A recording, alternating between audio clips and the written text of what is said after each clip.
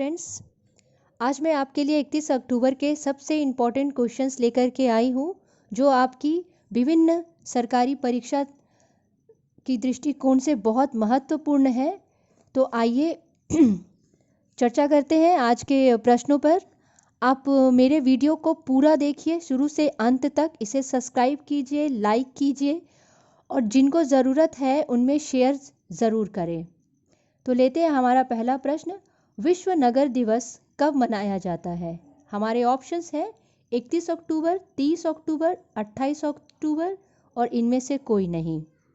तो इसका सही जवाब है 31 अक्टूबर। इस 31 अक्टूबर का सामान्य विषय है बेहतर शहर बेहतर जीवन। प्रत्येक वर्ष इसका उप विषय चुना जाता है। इसका उप विषय था हमारे समुदायों और शहरों को मान्य करना है।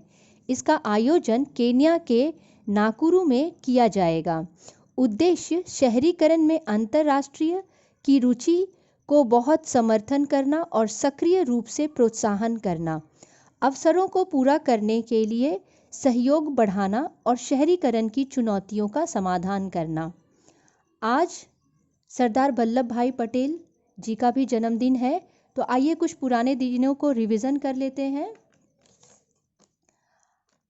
हमने 8 तारीख को इंडियन एयरफोर्स डे मनाया था, 9 तारीख को वर्ल्ड पोस्ट डे, 10 को वर्ल्ड मेंटल हेल्थ डे, 11 को अंतर्राष्ट्रीय गठिया दिवस, 12 को विश्व गठिया दिवस, 13 को international day for disaster reductions, 14 को विश्व मानक दिवस, 15 को ग्लोबल हैंड वॉश डे। और उत्तर प्रदेश ने ग्लोबल हैंड वॉश डे के दिन हाथ धोना रोको कोरोना अभियान की शुरुआत की थी। 16 अक्टूबर को वर्ल्ड फूड डे मनाया गया है। 17 अक्टूबर को अंतर्राष्ट्रीय गरीबी उन्मूलन दिवस, 20 अक्टूबर को वर्ल्ड स्टैटिस्टिक डे, 21 अक्टूबर को विश्व आयोडीन अल्पता दिवस, 22 अक्टूबर को इंटरनेशनल स्टैटरिंग अवेयरनेस डे, 24 अक्टूबर को यूएनओ डे यानी यूनाइटेड नेशनल ऑर्गेनाइजेशन डे, क्योंकि इसी दिन 24 अक्टूबर को यूनाइटेड नेशनल ऑर्गेनाइजेशन की स्थापना हुई थी। 26 अक्टूबर को विश्व अभिगमन दिवस मनाया था। 27 अक्टूबर को विश्व श्रव्य दृश्य विरासत दिवस यानी world audio visual heritage day. 28 तारीख को इंटरनेशनल एनिमेशन दिवस। 29 अक्टूबर को विश्व स्ट्रोक दिवस और उसी दिन हमने अंतर्राष्ट्रीय इंटरनेट डे भी मनाया था। कल हमने डॉक्टर होमी भाभा की जयंती मनाई थी, जो कि एक परमाणु वैज्ञानिक थे और उन्होंने यूरेनियम के जगह थोरियम का इस्तेमाल किया था। खेल मंत्री किरण रिजिजू और किस अभिनेता ने इंडिया वॉकथॉन का शुभारंभ किया है? हमारे ऑप्शंस हैं ऋतिक रोशन, टाइगर श्रॉफ, विद्युत जमाल और इनमें से कोई नहीं। तो इसका सही जवाब है विद्युत जमाल। जैसलमेर में 200 किलोमीटर लंबी फिट इंडिया वॉकथॉन का उद्घाटन किया गया है। यह देश की 3 दिवसीय कार्यक्रम का आयोजन इंडिया तिब्बत बॉर्डर पुलिस द्वारा किया गया है। इसका उद्देश्य है भारत में फिट और स्वस्थ जीवन शैली के बारे में जागरूकता पैदा करना। HIL लिमिटेड ने वित्त वर्ष 2020-21 की पहली 2 तिमाही में निर्यात में रिकॉर्ड कितने प्रतिशत वृद्धि हासिल की है? हमारे ऑप्शंस हैं 35%, 65%, 55% और इनमें से कोई नहीं। इसका सही जवाब है 65%। HIL इंडिया लिमिटेड ने यह उपलब्धि high chloro phenyl trichloro ethane DDT और एग्रोकेमिकल्स के निर्यात से हासिल की है। देखते हैं हमारा अगला प्रश्न। किसने जूट के खेती और उत्पादन को बढ़ावा देने के लिए कल्याणकारी योजना की घोषणा की है? हमारे ऑप्शंस हैं नीति आयोग, योजना आयोग, केंद्र सरकार और इनमें से कोई नहीं। इसका सही जवाब है केंद्र सरकार। आपसे अनुरोध है कि आप मेरे वीडियो को शुरू से अंत तक पूरा देखें, सब्सक्राइब करें, बेल आइकन दबाएं ताकि आपको मेरी अच्छी वीडियो की नोटिफिकेशन, रिसेंट वीडियो की नोटिफिकेशन जल्दी मिल जाए। इसे शेयर करें अधिक से अधिक लोगों तक ताकि उनकी रिक्वायरमेंट भी पूरी हो सके। लाइक और सब्सक्राइब और कमेंट करना ना भूलें। तो आइए लेते हैं हमारा अगला प्रश्न। दिल्ली के मुख्यमंत्री अरविंद केजरीवाल ने किस ऐप की शुरुआत की है? हमारे ऑप्शंस हैं yellow Delhi app, green Delhi app, blue Delhi app और इनमें से कोई नहीं। इसका सही जवाब है green Delhi app. PM Modi ने गुजरात के केवड़िया जिले में किस जूलॉजिकल पार्क की शुरुआत की है? इसके ऑप्शंस है Sardar Patel zoological park, Jim Corbett national park, Kaziranga national park और इनमें से कोई नहीं। इसका सही जवाब है सरदार पटेल जूलॉजिकल पार्क। तो आइए जानते हैं गुजरात के बारे में। गुजरात के सीएम हैं विजय रूपानी और गवर्नर हैं आचार्य देवव्रत। गुजरात के सूरत में रिलीजिएशन श्रेणी में यूनेस्को पुरस्कार जीता है। हाल ही में गुजरात के हाई कोर्ट के पूर्व न्यायाधीश एएस दवे का निधन हो गया था।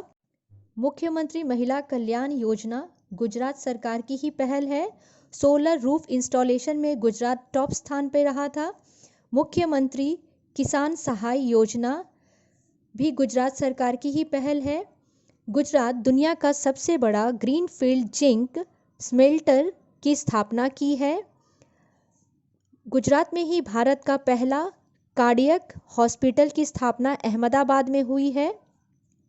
और अभी से कुछ दिन ही पहले किसानों को दिन में सिंचाई के लिए बिजली की आपूर्ति के लिए हाल में ही किसान सूर्योदय योजना की घोषणा की गई थी, जिसका उद्घाटन नरेंद्र मोदी ने किया था।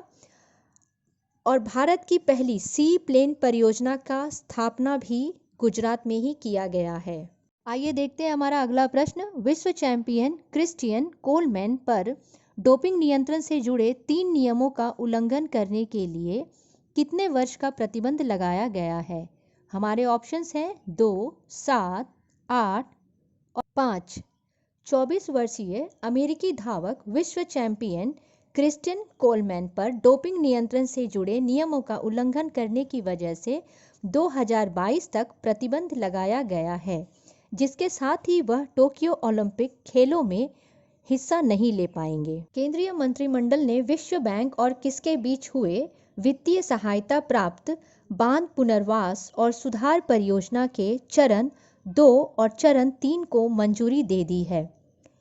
हमारे ऑप्शंस हैं नाबार्ड, यूनेस्को, एशियाई अवसंरचना निवेश बैंक और इनमें से कोई नहीं। इसका सही जवाब है एशियाई अवसंरचना निवेश बैंक। आइए देखते हैं हमारा अगला प्रश्न। केंद्रीय मंत्रिमंडल ने स्वास्थ्य और दवा क्षेत्र में भारत और किस देश के बीच हुए समझौते ज्ञापन को मंजूरी दे दी है? हमारे ऑप्शंस हैं जापान, कंबोडिया, ईरान और इनमें से कोई नहीं। इसका सही जवाब है कंबोडिया। कंबोडिया की करेंसी है कंबोडियन रियाल। इसके पीएम है हन सेन। कैपिटल है फोनम फेन। विश्व की पहली साइटून आधारित पुस्तक बाय बाय कोरोना का किस राज्यपाल ने लोकार्पण किया है? हमारे ऑप्शंस हैं एमपी, दिल्ली, यूपी, इनमें से कोई नहीं। इसका सही जवाब है यूपी। श्रीमती आनंदीबेन पटेल ने लखनऊ स्थित राजभवन में लोकार्पण किया है। विज्ञान और प्रौद्योगिकी विभाग की स्वायत्त संस्था विज्ञान प्रसार द्वारा इस पुस्तक का प्रकाशन किया गया है। तो आइए देखते हैं यूपी के बारे में। यूपी के सीएम हैं योगी आदित्यनाथ, गवर्नर हैं आनंदीबेन पटेल। यूपी भारत का पहला पुलिस स्टेशन स्थापित करने वाला राज्य है, जहां महिला हेल्प डेस्क स्थापना की गई है। इस हेल्प डेस्क में 20% महिलाओं को आरक्षित भी किया है। यूपी पहला राज्य है जिसने कोविड-19 के 1 करोड़ टेस्ट कराए हैं। हाल में यूपी गवर्नमेंट ने यूनिफॉल पोर्टल, जिसे यू राइज नामक पोर्टल लॉन्च किया है, जिसमें विद्यार्थियों को अध्ययन, करियर काउंसिल और रोजगार के लिए गाइड करती है। यूपी गवर्नमेंट ने घोषणा की है कि गौतम बुद्ध नगर में सबसे बड़ा फिल्म सिटी बनाया जाएगा।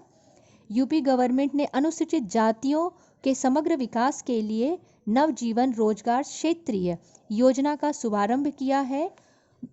ग्लोबल हैंड वॉश डे के दिन हाथ धोना रोको कोरोना अभियान का शुभारंभ किया गया था।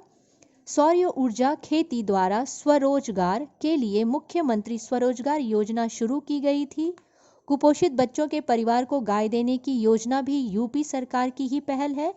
कोविड-19 के मरीजों के लिए प्रत्येक जिले में L2 के अस्पताल खोलने की घोषणा भी यूपी गवर्नमेंट की पहल है। और मिशन शक्ति अभियान, ये भी यूपी गवर्नमेंट की ही पहल है। भारतीय क्रिकेट टीम का कौन सा गेंदबाज ओवरऑल T20 में 200 विकेट लेने वाला पहला भारतीय तेज गेंदबाज बन गया है? हमारे ऑप्शंस हैं भुवनेश्वर कुमार, जसप्रीत बुमराह, RP सिंह और इनमें से कोई नहीं। इसका सही जवाब है जसप्रीत बुमराह। आइए देखते हैं हमारा अगला प्रश्न। डॉक्टर तुलसीदास चुघ पुरस्कार 2020 से किसे सम्मानित किया गया है?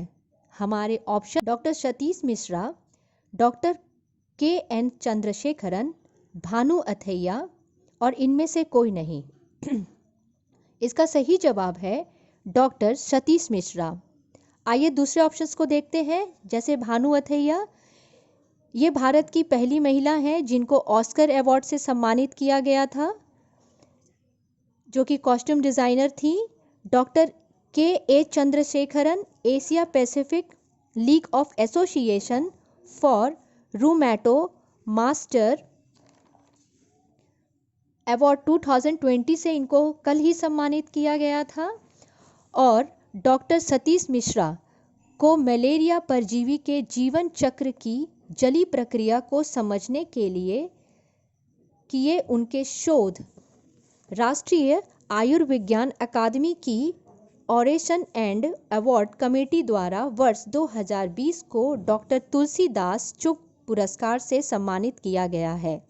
डॉक्टर सतीश मिश्रा वैज्ञानिक और औद्योगिक अनुसंधान केंद्रीय औषधि अनुसंधान संस्थान लखनऊ आणविक पराजीवी और प्रतिरक्षा विज्ञान के प्रमुख वैज्ञानिक हैं। Thank you.